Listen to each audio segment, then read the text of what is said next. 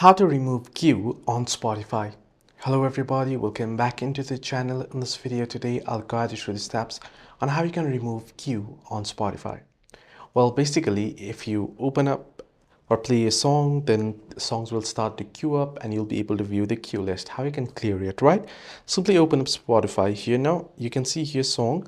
And below now to open up your queue, you want to tap on the hamburger icon. You can see at the bottom right, towards the bottom right, beside the arrow icon, you'll find the three horizontal line icon or the hamburger icon. You want to tap on it and you'll be able to see the queue, right?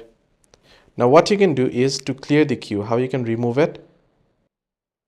So what you want to do is you want to tap on the particular song towards the left and you want to swipe to the towards the right, of the screen, and you want to swipe to the left and you'll be removed. So swipe, keep on swiping to delete. Now there is no any option to delete it all at once.